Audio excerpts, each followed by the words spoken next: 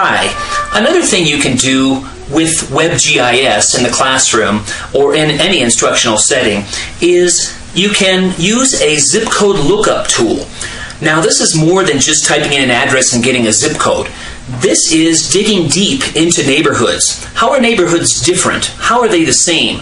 How is a neighborhood in your community different from one across town or maybe across the country? How does median age and median income or other variables interact? How do they influence each other? Also, what about the lifestyle of people in those neighborhoods? It's all one thing to talk about demographic variables, but how do those people live? What do they do for work? What do they do for fun? What characterizes those people? So this zip code lookup tool is really quite a powerful thing to be able to use in educational settings because it allows us to dig into demographics, population, migration, and all kinds of other issues. Let's find out how to do that. Let's investigate that zip code lookup and demographic and lifestyle investigative tool that I just spoke about. Inside the Esri GIS Education Community site is something called the zip code lookup tool. Now, this site might change in appearance in the future, but even if it does, you'll be able to find it because you'll be able to go to the web mapping tools. And inside the web mapping tools is something called zip code lookup. Right there. If I fire that up, I see this. So let's go ahead and enter a zip code that you might be interested in. 81501, Grand Junction, Colorado. This is a zip code where I grew up. Okay, so I can see that I've got a couple of tapestry segments. These are lifestyle indicators based on income and consumer expenditure and that sort of thing. So if I click on Midlife Junction here, I can see a little bit of what kinds of folks live here. Now, use caution when using this, just like any data. Doesn't mean every single person here owns U.S. savings bonds, right, and goes fishing. But generally, if you want to characterize a neighborhood, these are, your typical person might share some of these characteristics. And then there are other demographics going on in the zip code as well. So in this particular case, segment 33, 48, and 57. Okay, return to map. I can see that map there. I can zoom out, and I have a median household income here in that area. What about median age? Well, I can see certain neighborhoods where the median age is less.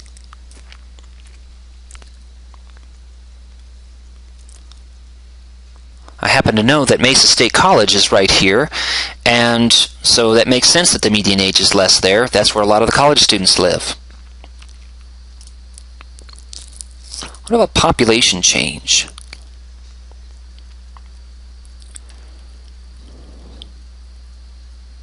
Okay.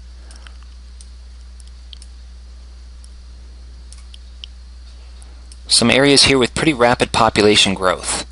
What about another zip code? Here's another area where the population change is radically different. This is on the Wisconsin side of Lake Michigan. There are some places around here where the population growth is in the positives, but there's a whole lot of negatives. Now, why would that be? Well, there are different factors going on here, neighborhood-wise, regionally, and then also reflecting some national trends. So how would this compare to a place like Phoenix, Arizona, rapid population growth? In this particular case, let's take a look at these tapestry segments. 32, 25, and 29. Looks like a lot of retirees. So if we took a look at median age, as suspected, we've got a lot of folks living there that are, the median age is in their 40s. Okay? So radically different from the neighborhood that we looked at before. Another thing that we haven't touched on yet is the following. We've got some interesting trend data in here too. The 2000 to 2010 annual growth rate, the population. We can compare this zip code to the whole U.S., which is really quite handy. The population in this zip code has gone down a little bit. The whole U.S., it's gone this way.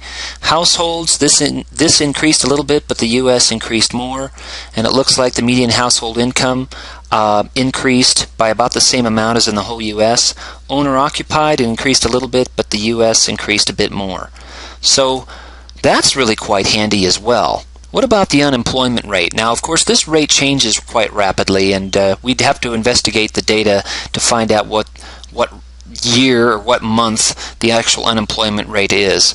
But let's go ahead and look at this. We've got anywhere from 8 to 22 in many places here.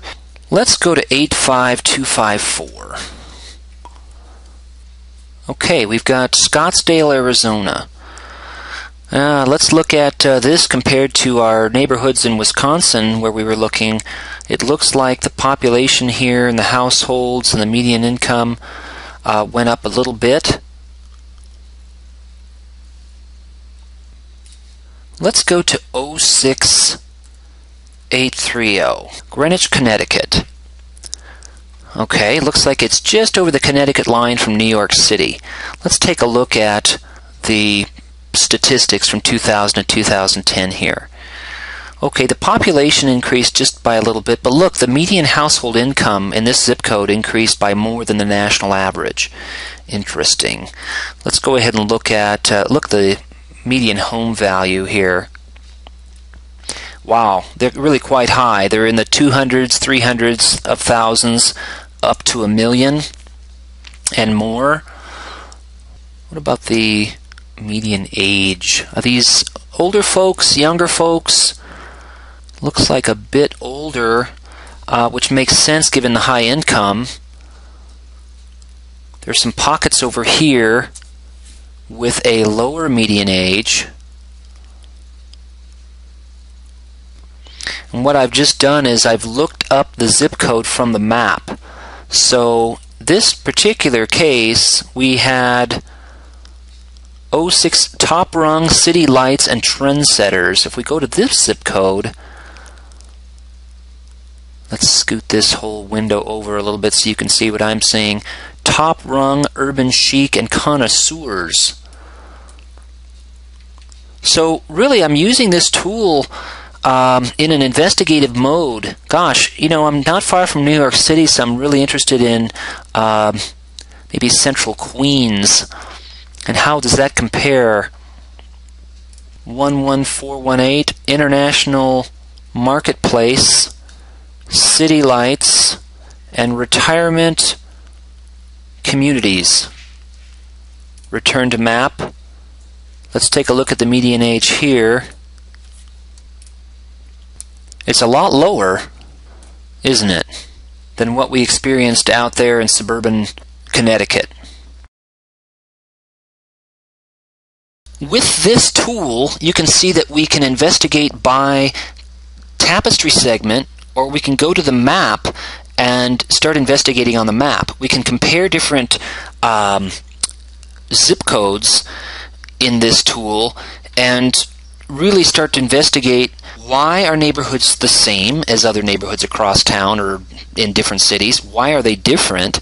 How are they changing? Are they changing slowly, rapidly? And what are the forces acting on those neighborhoods? All with this tool, which is the zip code lookup tool, out on the Esri Ed community site, which is where we started right here. So these are just a few ideas as to how you might use this tool. You, being the creative educators that you are and the creative students that you are, you can go ahead and use this tool for a whole wide variety of other things. I invite you to give it a try.